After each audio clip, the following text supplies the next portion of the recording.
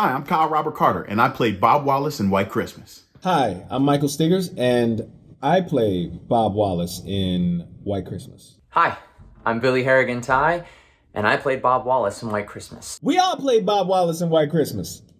Here's what happened. Gee, I wish I was back in the army! Man, when I tell you, rehearsals were absolutely amazing. So we go through tech, absolutely wonderful. Adrenaline's pumping. I'm with Julio, right? I'm with Scarlett. I'm with Kate. Feeling the White Christmas spirit. And, opening night goes well. We got great reviews. So at the time, I was playing Sheldrake, and I was understudying Bob Wallace. I remember coming down the steps to the call board and immediately seeing Natalie. So I spent my whole Friday night baking my grandma's cookie recipe, and I come in on Saturday for the matinee. And before I do anything else, I go straight to Scarlett and Kate's dressing room. And I, give them these cookie bags. And I knew something was wrong immediately because both of them took the bags and stepped back. And they were like, "Did you test yet?" I turned the corner and there are a lot of COVID tests.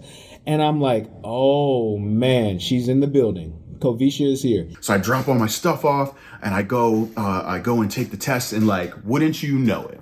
In between the matinee and the night show, we find out that sadly he has COVID. And so as soon as I left that first Saturday, I'm texting him like, "Yo, you need anything, you let me know. I know that you got this." People were so helpful in trying to get me what I needed to be prepared to go on that night. And then it happened. The curtain went up and the show started, and by the time I knew it, it was the end of the show, and people were cheering me in the hallway, and I was just kind of like, a deer in headlights, and they were just like, "Oh my God, that was so amazing." I was like, "I'm glad you think so. I have no idea what just happened." So I do 3 shows. I did the Saturday show. I did the 2 Sunday shows.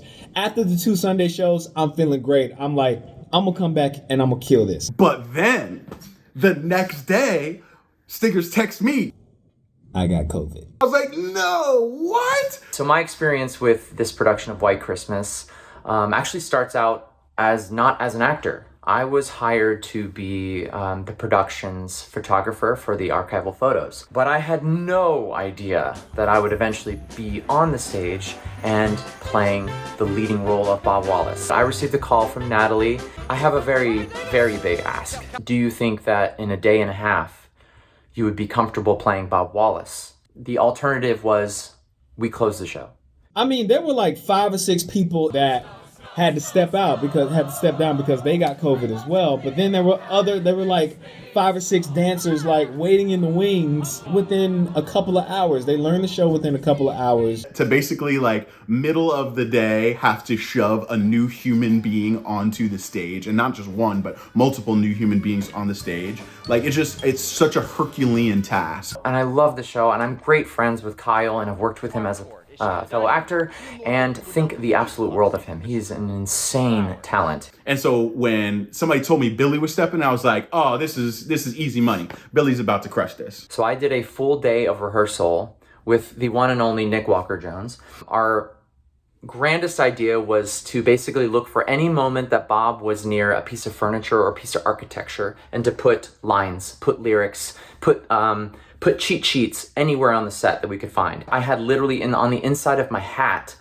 the lyrics to Love and the Weather. So as I'm singing with Kate, I could hold my hat and sing out to the audience, but I could also cheat down and look down at the hat and see the lyrics.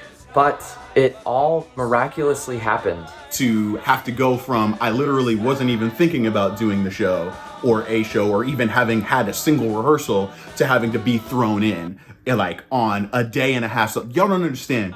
Billy did that on a day and a half's notice. That first night was electric and terrifying, and I will always remember it as being the most challenging and rewarding experiences that I've had as an actor.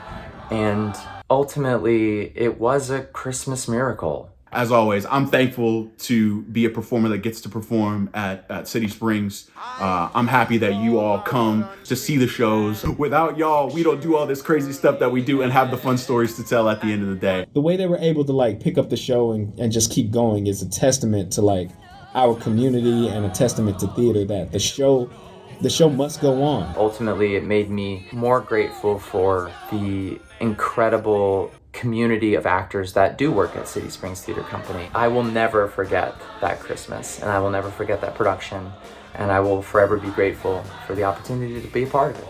City Springs Theater Company is proud to be a local nonprofit, investing in local performers, stagehands, designers, and musicians. So, if you enjoy what City Springs Theater Company does, we hope you'll consider a tax-deductible donation and play a starring role in bringing professional musical theater to our community. By donating, you're helping us keep ticket prices down and allowing us to offer discounted tickets to students, educators, first responders, and veterans. Thanks for watching, and stay tuned for more 31 Days of Giving videos.